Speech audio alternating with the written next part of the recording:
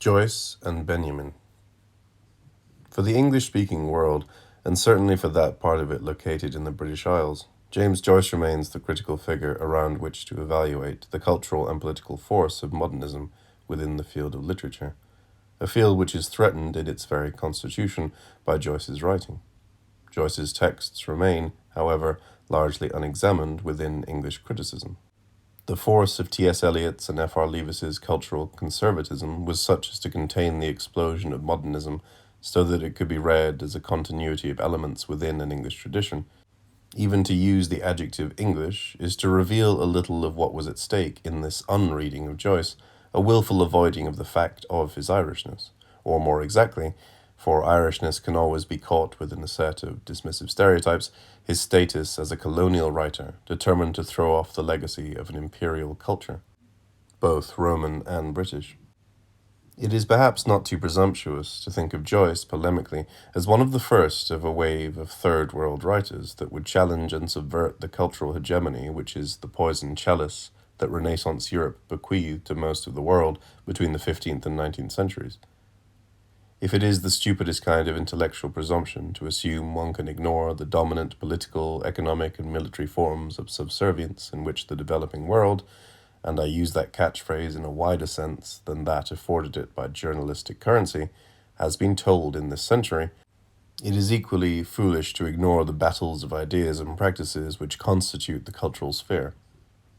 I shall take as a given, what would require a whole other series of lectures to prove, that English literature in the moment of its conscious self-begetting at the end of the 16th century, the obvious reference would be Shakespeare's history plays, is concerned with questions of the state and sexuality, of language and desire. What is important for our purpose is that we recognize the extent to which English literature is the literature of a Protestant and imperial nation, a literature tied to certain forms of political dominance, family organization, and linguistic order, and those forms are today in crisis as we no longer believe in some innate superiority of the English nation and people, the natural subordination of women to men, or the unquestioned superiority of a particular class-based form of English. The writer who most remarkably participated in these crises and whose work cast the very categories of English literature and language into doubt was the Irishman James Joyce.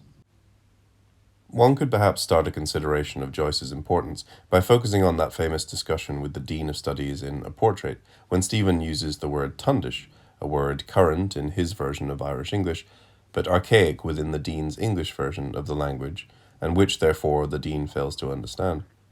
Stephen, discouraged, retreats into his own thoughts. The language in which we are speaking is his before it is mine. How different are the words home, Christ, ale, Master, on his lips and on mine. I cannot speak or write these words without unrest of spirit. His language so familiar and so foreign will always be for me an acquired speech. I have not made or accepted its words. My voice holds them at bay. My soul frets in the shadow of his language. The response of many of Joyce's Irish contemporaries was to try and find a refuge in a Gaelic language and civilization, a peasant culture untouched by the diseased modernity of Anglo-Saxon civilization. As an urban dweller and an English speaker, Joyce felt threatened by the Gaelic revival as both the library sequence in Ulysses and one of the diary entries at the end of A Portrait records. John Alphonsus Mouranen has just returned from the west of Ireland. European and Asiatic papers, please copy. He told us he met an old man there in the mountain cabin. Old man had red eyes and short pipe. Old man spoke Irish. Mouranen spoke Irish. Then old man and Mouranen spoke English. Mouranen spoke to him about universe and stars. Old man sat, listened, smoked, spat, then said, "Ah, there must be terrible queer creatures at the latter end of the world." I fear him. I fear his red-trimmed horny eyes. It is with him I must struggle all through this night till day come. It is this struggle through the night that will compose Finnegan's Wake. For if many in Ireland sought a pure Gaelic culture and Gaelic myths unsullied by British imperial domination, Joyce saw such a search as essentially illusory.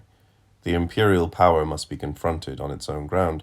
It was the English language and English literature which must be attacked, and Joyce's letters are full of images taken from both military and class war, until an Irish voice could be heard speaking through the fragments. Joyce, a linguist of such ability that at 18 he learned Dano-Norwegian in order to read Ibsen in the original, and who at 20 could read fluently in 4 European languages, attended lessons in Gaelic. His teacher was Patrick Pearse, who was to become the leader of the Easter Rising, and whose writings were to prove so influential in the formation of modern Irish nationalism. Joyce discontinued the lessons because he found that the ideology of a pure Irish nation purged of Anglo-Saxon contamination was one which ignored the reality of Ireland both linguistically and politically. To liberate oneself from the language and myths of imperial domination, it was necessary to confront them in an investigation of the forms of language and literature. Joyce's forging of a consciousness for his race is not an attempt to produce the single meaning and pure identity that we find in Shakespeare's histories, but a plurality of meanings and possibilities. The Dublin Jew Bloom and the fair-haired figure of the Norwegian invader Finn refuse any notion of a pure race or single meaning.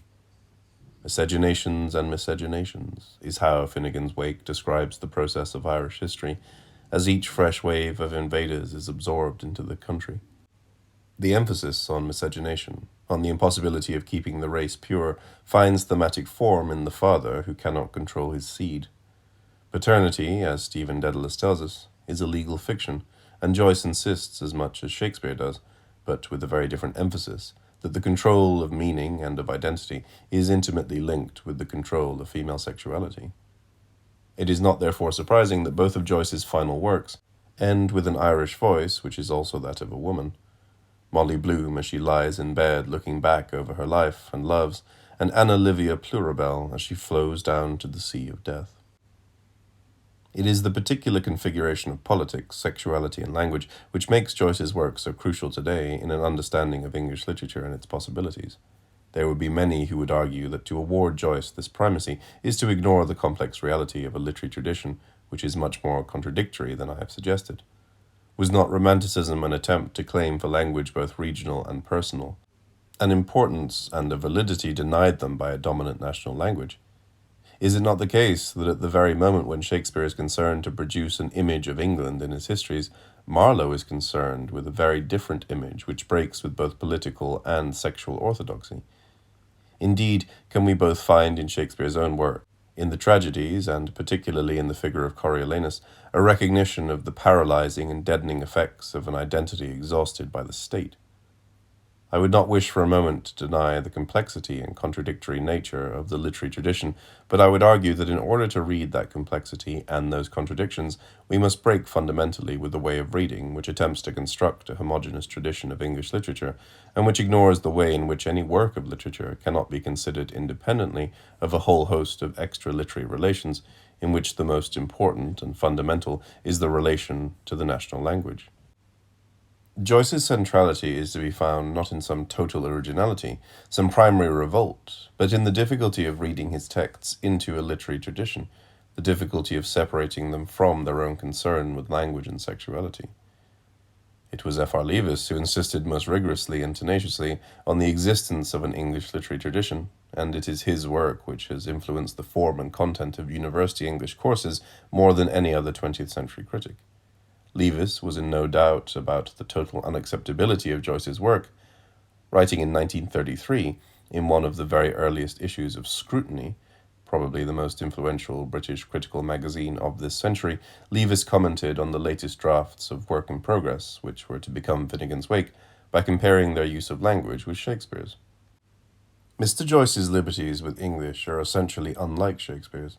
Shakespeare's were not the product of a desire to develop his medium to the fullest, but of a pressure of something to be conveyed. One insists, it can hardly be insisted too much, that a study of a Shakespeare play must start with the words, but it was not there that Shakespeare, the great Shakespeare, started. The words matter because they lead down to what they came from. He was, in the early wanton period, it is true, an amateur of verbal fancies and ingenuities, but in the mature plays, it is the burden to be delivered, the precise and urgent command from within, that determined expression. Tyrannically. That is Shakespeare's greatness. the complete subjugation, of the medium to the uncompromising, complex, and delicate need that uses it. What we find here is a fear of words escaping their condition of subjection, a fear which is linked in this passage with the threat of wantonness, that is, a sexuality which is no longer tyrannically determined in its expression. What must be preserved at all costs is the space between the writer and the language, between the command and the expression, between the need and the medium. Joyce is rejected insofar as he tends to collapse these two areas into each other. His use of language tends to obscure the undefined what they came from, the individual consciousness autonomously producing works which finish within the social medium of language, but which start somewhere else. But Joyce's work insists on the way in which the individual is always already constituted in language, always already given a place within stories he or she has not composed, and Joyce insists that the effort of the writer is to remake that language and those stories. This process is not simply to be found in those passages of immense difficulty in Ulysses, when, in the Nighttown sequence, the whole of the day's events get reworked, or in the Oxen of the Sun, where the history of the literary and linguistic forms of English is written through. It can be read in the famous opening passage of A Portrait of the Artist as a Young Man. Once upon a time, and a very good time it was, there was a moo cow coming down along the road, and this moo cow that was coming down along the road met a nicens little boy named Baby Tucker. His father told him that story. His father looked at him through a glass. He had a hairy face. He was a baby Tucker. The child identifies himself within a story, finds his identity through the tales told by the father. But these tales can only be unmade and remade through an attention to language, an attention to the material from which the story is woven. In Joyce's case, this process becomes explicit as the whole history and form of the English language gets drawn into the writing. To understand some of the implications of Joyce's work, I want to draw on the writings of the German critic Walter Benjamin. One might start such an illumination. I use the word Benjamin himself chose for a projected collection of his essays by thinking about Paris in the 30s. It was in the winter of 1939-40 that both Joyce and Benjamin left Paris. They left to avoid death, but they went to meet it. Benjamin by his own hand, and Joyce by natural causes. Although they had much in common, interests in Hermeticism, Baudelaire, and the minutiae of city life, it is doubtful whether one can produce any context more meaningful than that of having inhabited the same city at the same time.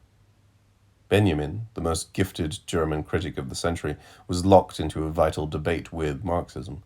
Joyce, the most gifted writer in English of the century, was locked into a vital debate with himself. If it is now clear that these debates might be seen as aspects of the more general attempt to come to terms with history, that both Benjamin and Joyce are obsessed by the relations between matter and memory, it is doubtful whether a meeting in Paris would have been productive for our purposes. There can be no question, therefore, of influence, of however indirect a kind. Joyce certainly did not read Benjamin, and there is no mention of Joyce either in Benjamin's Illuminations or in his writings on Baudelaire. The absence from the work on Baudelaire is all the more striking in that its theses read like a commentary on Joyce and his writings. I cannot even begin to detail that commentary. It is no exaggeration to say that it would take a book. But I do want to indicate one or two correspondences which are worthy of attention. In his attempt to analyze the social conditions of the existence of the literary world in which Baudelaire moved, Benjamin spends a great deal of time analyzing the transformations of periodicals into what we would recognize as newspapers. He writes, "In 1824, there were 47,000 subscribers to newspapers in Paris. In 1835, there were 70,000, and in 1846, 200,000. In this rise, Girardin's paper La Presse had played a decisive part. It had brought about three important innovations: the decrease of the subscription to 40 francs, advertisements, and the serial novel. At the same time, short, abrupt news items began to compete with detailed reports. These news items caught on because they could be employed commercially. The so-called réclame paved the way for them. This was an apparently independent notice which was actually paid for by a publisher and appeared in the editorial section of the newspaper, referring to a book for which an advertisement had appeared the day before and was printed in the same issue. As early as 1839, Sainte-Beuve complained about the demoralizing effect of the réclame.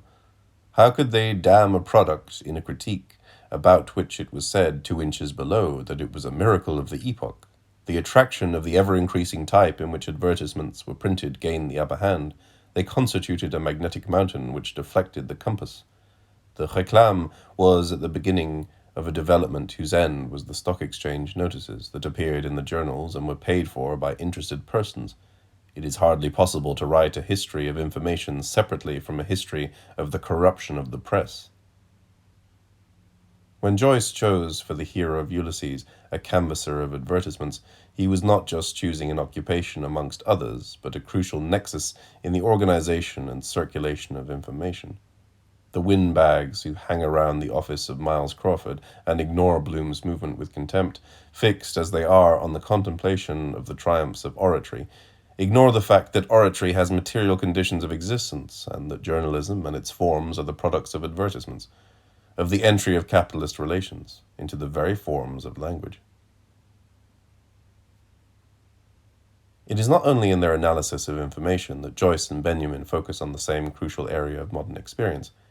The modern city, the product both of technological advance and the ever-deeper penetration of capitalist relations of production, provides both Joyce and Benjamin with their primary material, and both recognize clearly that traditional conceptions of art, of authenticity, and of ritual can be fundamentally transformed by technologies which allow of mechanical, and now electrical, reproduction.